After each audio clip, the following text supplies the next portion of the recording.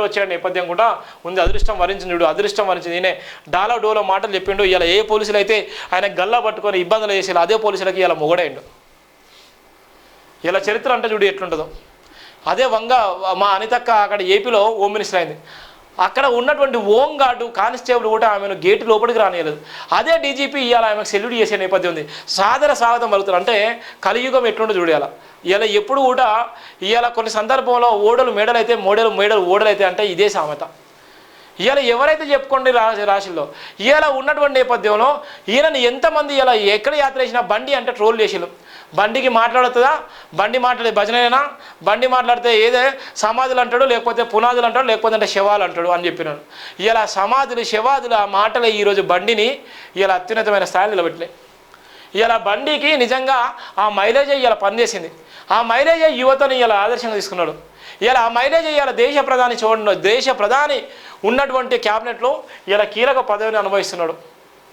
ఇది కమిట్మెంట్ అంటే, ఇది క్యారెక్టర్ అంటే. నువ్వు ఏం చేస్తుందిలే కానీ ఈ క్యారెక్టర్ సిద్ధాంతం ఉన్నట్టు నిలబడతారు. కొద్దిమంది ఉంటారు, వాళ్ళు ఏం భయపడతారో ఏం చేస్తారో తెలియదు కానీ చాటాకు చెప్పలకు భయపడి ఇలా జీవితాలు ఆన్ చేసే నేపథ్యం ఉంది. అలానే పవన్ కళ్యాణ్ ఎగ్జాంపుల్ తీసుకున్నాం. అలానే మా అనితక్క అయితే ఆమె అయితే ఇప్పుడు హోమ్ మినిస్టర్ అయింది. అదే కానిస్టేబుల్ ఇబ్బందులు పెట్టారు. డీజీపీకి ఫిర్యాదు చేస్తే అంటే లేదు గెట్అవుట్ అన్నారు. ఇవాళ అదే కానిస్టేబుల్ ఇవాళ ఆమె దగ్గరకు చూద్దామన్నా కూడా ఫోటో దిగుదామన్నా కూడా ఆమె టైం ఇస్తలేరు. ఇవాళ ఉన్నటువంటి డీజీపీ హోదాలో ఇవాళ ఐపీఎస్లు కూడా ఆమె కూర్చునే లేదు.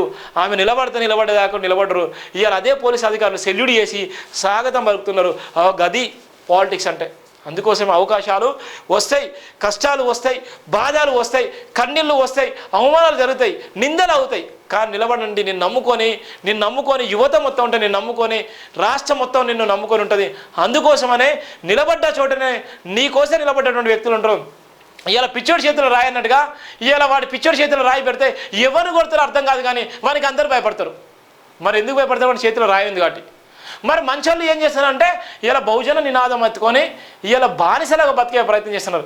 ఇంకా ఉన్నటువంటి సమాజాన్ని ఇంకా మొత్తం టోటల్గా ఇలా డిఫాల్ట్ చేసి డౌన్ చేసే నేపథ్యం ఉంది. ఎంత బాధాకరం అంటే అంత బాధాకరం. కొత్త అవతారాన్ని ఎత్తినటువంటి ఇలా కొత్త స్వామిలాగా ఎత్తినటువంటి కొత్త ముసుగులో ఉన్నటువంటి రాజకీయ నాయకులు తగిన బుద్ధి చెప్పాలి. ఇలా కేసీఆరే కానీ ఇలా రేవంత్ రెడ్డే కానీ తప్పు చేస్తే రేవంత్ రెడ్డి కూడా చెండాడుకోవచ్చు. ఇలా ప్రజాస్వామ్యంలో మన ఓటు ద్వారా వాళ్ళు రాజ్యాధికారానికి వచ్చిళ్ళు. ఇలా మనం వేసిన ఓటే ఇలా వాళ్ళ అత్యున్నతమైన స్థానాలు పెట్టింది. మనం వేసిన ఓటే వాళ్ళ జీవితాలు మార్చేసింది. మనం వేసిన ఓటే వాళ్ళ జీవితాల్లో ఇలా గొప్పగా ఉండేటువంటి నేపథ్యం ఉంది. ప్రతి ఒక్కరు కూడా ప్రశ్నించండి. అక్కడ ఉన్నటువంటి ఒక దేశంలో ఉన్నటువంటి ఆర్థిక శాఖ మంత్రి అన్యాయం చేస్తే ఇలా బట్టలు కూడా తీసి కొట్టిల్లు. ఇలా ఆ వీడియోని చూపెడతాం మీకు. బట్టలు కూడా తీసి కొడితే ఇలా భయపడ్డాడు. ఇలా బట్టలు కూడా తీసి కొట్టిల్లు. నేను అది చెప్పిన స్టేటస్ పెట్టినా. చూడు ఎంత ఘోరంగా ఉందో. మరి ఆ బట్టలు కూడా తీసి కొట్టినట్టుగా మన దగ్గర అవినీతి చేసినటువంటి అధికారులను మరి మనమే ఎప్పుడు కొడదామంటే మరి అట్లా కొట్టరా అని అంటే ఇక కొట్టురు. ఇక చూడు ఎంత ఘోరంగా ఉందో. ఇక ఆయన కొడుతుంటే లాభోదీవం ముత్తుకుంటున్నాడు. ఇక చూడు శ్రీలంకలో కూడా జరిగింది. ఇక కొడుతున్నారు. ఇతను ఆఫ్రికా ఆర్థిక మంత్రి బుర్కన్ పోసో అవినీతిలో చిక్కుకున్నారు. ఈయన చూడు ఎట్లా కొడుతున్నారు, భయంకరంగా కొడుతున్నారు. ఇగో వద్దు అంటున్నాడు. నన్ను కొట్టకండి. అది ప్రజలు ఇచ్చే శిక్ష. ఆఫ్రికా దేశంలో ఉన్నటువంటి దేశ అధ్యక్షుడు విధిస్తే ఆయన ఆర్థిక శాఖ మంత్రి అవినీతికి పాల్పడితే ఈయనను కొట్టేటువంటి నేపథ్యం ప్రజలు కొడుతున్నారు ఇష్టానుసారంగా బట్టలు ఒడిసి. అంటే ఎంత బాధాకరంగా ఉందో చూడండి, ఎంత దారుణంగా ఉందో చూడండి.